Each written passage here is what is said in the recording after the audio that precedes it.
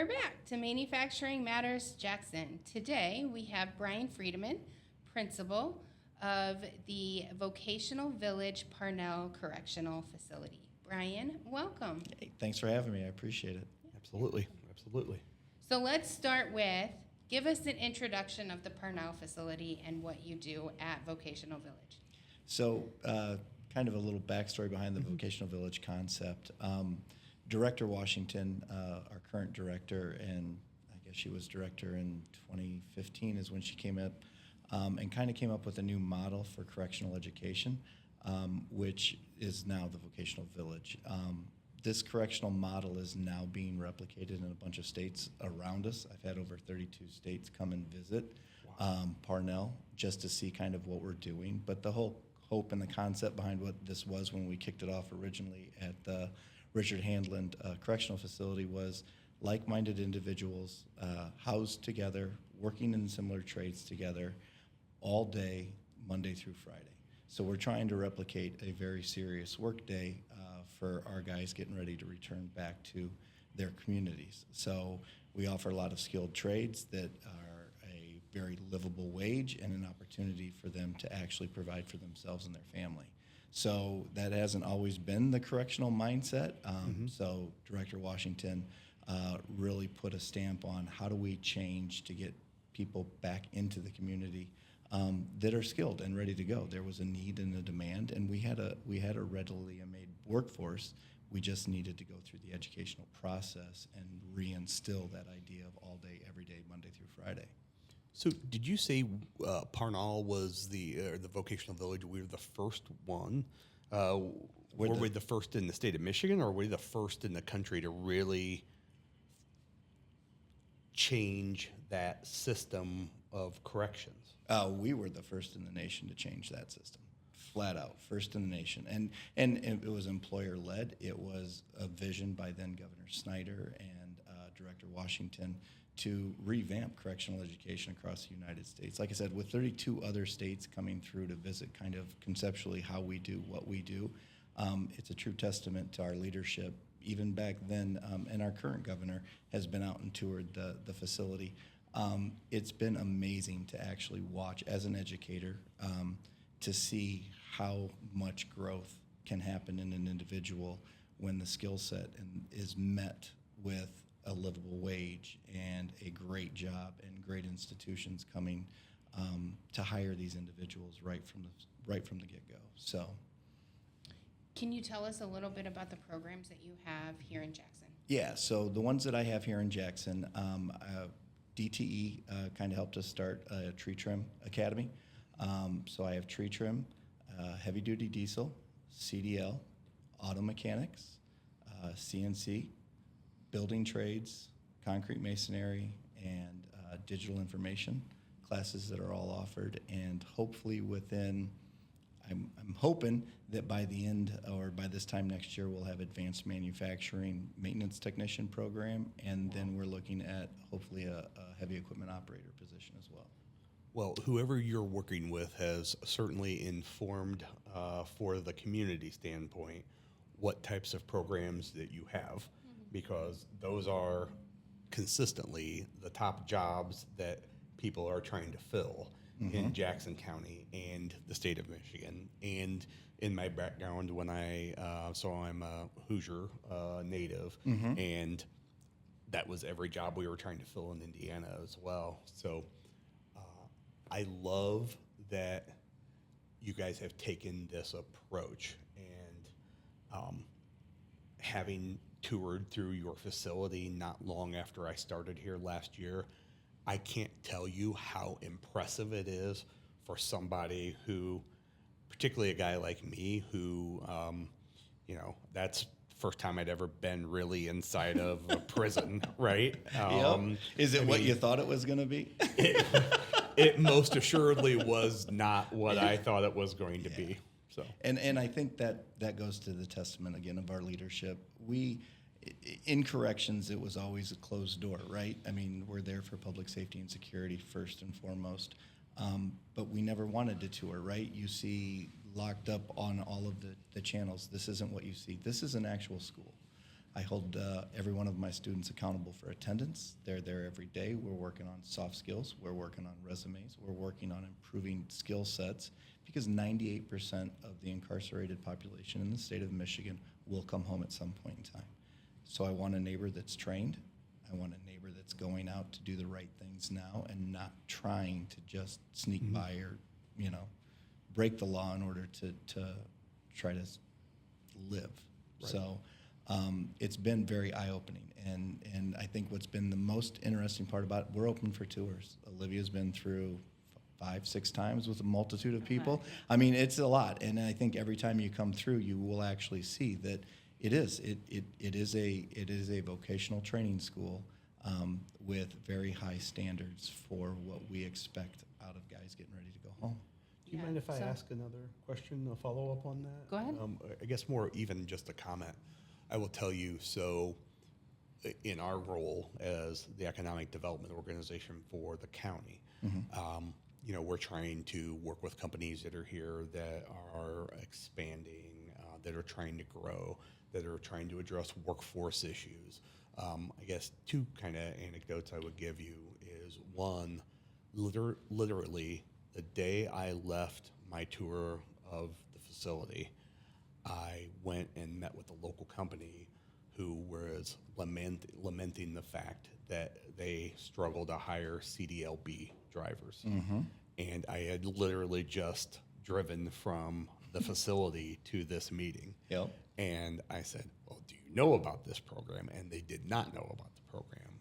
And the jobs, I mean, they're good jobs, Yep. right? And so I thought that was fortuitous, right? But it also tells us of an opportunity, right? Yeah. But then the other anecdote I would give is in the work that we have been doing from the economic development side and knowing how much of a need that workforce is, and when we start telling our story outside to companies that we're trying to attract, to site selection consultants that we market to, we have talked about the vocational village before. We were doing a strategy on attracting foreign investment here, and we did a SWOT analysis, with a group of our stakeholders, Yep. and we brought up the vocational village, and we had a couple of consultants from Germany, and the first thing they asked was, the next time we come, can we take a tour? Absolutely. Right? And so I had reached out and said, hey, I would have German nationals. Is that something that we can do? Yep. And you said, absolutely. Unfortunately, the timing didn't work out for us of how short of a period of time they were going to be there. Yep. But there was interest on their part to take companies that they were representing through, because it's such an innovative approach to trying to solve the workforce problem. And, when you talk about bringing international people in, international companies, they're in countries where the model of incarceration is much different than the United States. Absolutely. And so they loved the idea of what Yep. an American system was doing. Yeah. Well, and I think, again, and I know I go back to what I'm blessed. I have phenomenal leadership that understands the vision and mission of this. I just get to be a part of it, which is pretty cool. But it's also 100% employer driven. So if I have an employer walk through a tour that says, hey, I need this and this skill set taught, I'm not bound by a set fixed curriculum. I can install exactly what that employer might need to meet the demand of where their workforce might fall short. I always listen at the end of every tour, what can we do to help better prepare these people that are returning to make them great employees for you. And I think a lot of times people have missed the mark because of, that ban the box finally went through, and that we all thought the national narrative was, hey, this is a population you don't want to touch because they can't follow the rules, right? And I've taught for a very long time, anecdotal. Like, I was asked when I was a high school history teacher, what's the difference between a good student and a bad student? right? And that's a hard question, except sometimes the bad student got caught. And you kind of chuckle about that, and you sit back and think, okay, well, wait a minute. And now if I'm thinking, this guy's going to be coming back to my community, and he's got a family he's got to take care of. And there is an employer out there that has no problem taking a chance if he's going to show up on time, all day, every day, and put in a day's work and expect a day's pay. And those are the things that we, soft skills-wise, spend a lot of time as instructors and in the school focusing and honing on. Because some were never mentored the right way or told what an expectation of a work day should be like. So we then get the advantage of working with like JAMA, and we get to partner up with some great organizations who are turning around saying, there's a lot of potential here. And my big goal when I first became principal there was, hey, how do we get that transition? How do I take a great finished student, ready to go back, paid his debt, right? He served his time, right? That was the punishment for the crime that was committed, and then get him back into and hand off so that when he goes to work, he's there on time all day, every day. Yeah, and I have to add, I have to tout the fact that your machining instructor is a graduate of JAMA's Academy for Manufacturing Careers apprenticeship program, and is incredible and has a lot of connections and is doing a great job out there. The other thing that I want to just bring up is that last year, JAMA formed this vocational village, and of course we have Keith involved in that. And your team is all involved in that, trying to find those housing and those transportation resources for these individuals. And we have a great success story that happened back in March. Yes, we do. Do you want to, talk about that a little bit? Yeah, so we had timing matters, right? I've got some great candidates who are going back to certain areas, and unfortunately, there just isn't a job in their trained area, in their field of study that works. And we had a gentleman, Olivia had reached out and said, "Hey, I think we've got a great employer and a great opportunity. Do you have anybody willing to come to the Jackson area and by chance take part in this?" And we did. About 60 days before this individual was getting ready to go home, we started a conversation that says, I think this will fit. And to your point, our instructor, Joe Leinhardt, is absolutely phenomenal. He is a great guy. He's a Jackson guy. He's been with us since day one. All of my instructors are great. I like to tout the fact, I'll be completely honest and a little bit biased here, with all of my instructors, if you add up all of the years of experience they had in their industry, I have over 250 years of experience sitting with all of my instructors in industry. So in tree trim, in auto, in heavy duty diesel, in building trades, and in CNC, to bring that to the guys in the forefront. And so I take my instructors' recommendations very literally. And Mr. Leinhardt said, "Hey, listen, I think this young man would fit the bill. I really do." He interviewed. He did great at his interview. He was offered a job, and his confidence level went from, I don't know what I'm going to do, to now I can take care of my son. Now I can take care of this. Now I can start. So the confidence level ramped right up. And we've had great conversations back and forth. Is there anything we need? How do we get this figured out? And happy to say, he's doing great. He loves it here in Jackson. Things have been turning around. So hopefully, the incarceration, while maybe a low point, he's coming out with something that's going to make him a great member of the Jackson community moving forward. Yeah, I'm just going to add that Michigan Works gave him a grant to get a car. He has an apartment, and Well, that's things what I are was going going to well. say. Yeah. That's what I was going to say. I mean, part of that initiative that JAMA and I mean, Olivia, you spearheaded this, Yes. right? That you pulled this initiative together. I mean, we're a part of it, but we're one of the many cogs in that wheel, right? But you pulled together the wraparound services, right? It's one thing to have the education. It's another thing to have the education and a job opportunity. But there's a lot of other things that go along with that. Transportation and and being able to feed yourself and having a place to live and all of that kind of stuff. And I think that's what the beauty of that system that you brought together. Yeah, I'm excited, and I'm excited to continue, and glad that our first student was a success. And well, and that goes back to your point, right? Our department did a wonderful job of, well, what do they need to be successful? So right now, in the state of Michigan and Department of Corrections, everybody will walk out with their vital documentation. to go to an employer day one instead of having to go to the Social Security office Right. or instead of having to try to find another birth certificate or your state ID. We're going to make sure that that's taken care of so I can look an employer in the eye. Because again, if the need fits and you have all of your documentation and you're ready to go, you're there. So vital documentation from what the department has done, we're light years ahead of where we were even 15 years ago. And that's huge. Right, and I think this program is also going to help with those employers that don't want to hire these individuals. They're going to end up wanting these individuals because I've heard several times, these are the best workers they have because they know what happens if you get on the bad track, right? Right. And so Well, they don't want to do that again. I think the thing that stuck with me and the individual you were talking about was also my tour guide for the day as well. Yep. You saw which the pride. Yeah. You saw how excited he was Absolutely. to show you what he knows. That's Yeah. that's absolutely right. I think the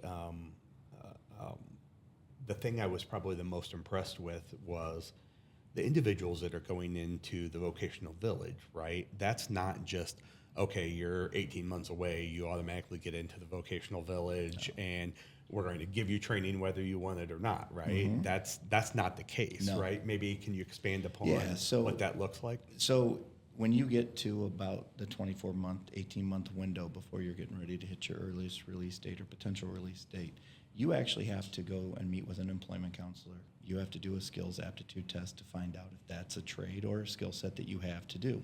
Like if you wanted to do CNC, there is a certain aptitude and skill set that you need to have that's much different than if you were going to be in a tree, being a tree trimmer. So you do that, then you have to apply to the actual vocational village. Your application gets sent up to Lansing for review. So it's open to everybody across the state, right? It's at all facilities have this opportunity to meet with an employment counselor. You apply, we screen, we look at the ERD dates, and we look at the areas you're paroling back to have it make sense. It doesn't make a lot of sense for me to train you in something if I can't get you a job in that area. So it's neat because when they turned around, the Richard Handlin facility was the first one that opened up as a vocational village, then Parnell, and then the Women's Correctional Facility had a vocational village added to it. But when we came here into the Jackson area, CNC was big because manufacturing is just an essential cog in what is Jackson. So we wanted to make sure that if we were here, we were training what the employers in the area needed. Not only that, but across the state. So we even screened so far as to what area you'll parole to once the application's in. If that makes sense and the seats are there, we bring you in and we start the training. And and everybody knows all day, every day, Monday through Friday, I check attendance. It's just an expectation. Can I ask? Oh, go ahead. Oh, you go ahead. Well, so I think the other question I think that an employer might have, or me with a, sociology degree, I guess, would be interested in would be after you have a student that leaves your program and they go back into the community and they've been through the vocational village, what does that recidivism rate look like for people that come through your program versus somebody who didn't? Yeah, so right now we track and look at the recidivism rate, and Michigan, I think, has the fourth lowest right now currently in the United States. We're sitting right around 22%-ish. That's general population. If you go through the vocational village, you're sitting at about 12%. And so you're almost cutting in half what a statistically low number is right now. Kudos to our administration for changing the way correctional education has met the needs of the employers, the workforce of the future, and the opportunities there. It was a very big ask and a heavy investment way back in 2015, and it took a while for it to start gaining that momentum and traction. And Olivia kind of said it. She's like, "Hey, we had our first one, and that was a home run. Like, I want the next one." Yeah. And I think subconsciously what you start to see out of these guys as they begin to progress through the program is as that confidence builds, as they're getting ready to go back out to be a positive news story, not a negative news story. They want to make sure that the people following behind them are of the same caliber. So they do a lot of self-policing, and they do want to make sure that it is also a competitive job market. I don't sugarcoat anything for them. They have to know that these are just the expectations. And it's been great. It's been a phenomenal experience for my staff, for myself, for the facility. Just seeing people go out and be successful because they've chosen to be successful is neat to see. Yeah. There's resources available to potential employers Yep. that are hiring these individuals. Can you talk to that a little bit? Yeah, so as part of that transition process, if I've got an employer who's kind of sitting on the fence a little bit, not 100% sure, we do offer fidelity bonding for the first 6 months of employment, which is kind of neat. The employer can then carry that on if they'd like to. There is also the federal tax credit for hiring a returning citizen that has come back. And I'll be honest, the neat thing is that, and I try to be very transparent. You saw in my office, we've got the list of everybody who's in the trade. We've got a list for everybody that's waiting. We've got a list of every tour that's going on, and then we have a list where you have an interview, you've been hired, you're going to CDL school, so that it's all right there for everybody to kind of see, which has been very, very helpful, because the employers then see it that it's real. Well, I love the program. I love what you're trying to do. And you're solving a need in the state of Michigan. You're solving a need in Jackson County. And I'm really excited that the manufacturers who tune into this podcast are going to, that may not be familiar with your program, are going to get that opportunity to hear it from you. Yep. And to hear you tell about that. I mean, to cut recidivism in half, right? To be able to go from 9 out of 10, essentially, of the people who come through our program are never going to reoffend. Mm-hmm. That's amazing, right? That's programming. I don't know how any other way you could have cut recidivism in half, right? Yeah. So kudos to you. It's a great system. Yeah, I know we were talking before the show about tours, and Jim is scheduling a tour for October, pending you don't have any more states coming to view, but we will have an upcoming tour before the end of the year. But so if you're interested in attending a tour, please feel free to reach out. If you've been through once and you want to come back around, please do.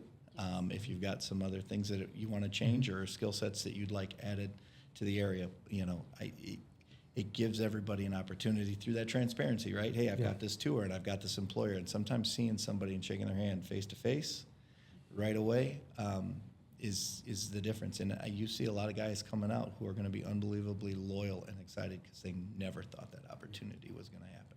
Right, and I tell our employers all the time, if you want it to be a success for you, go and build the relationship with them. Go see them multiple times. Yeah.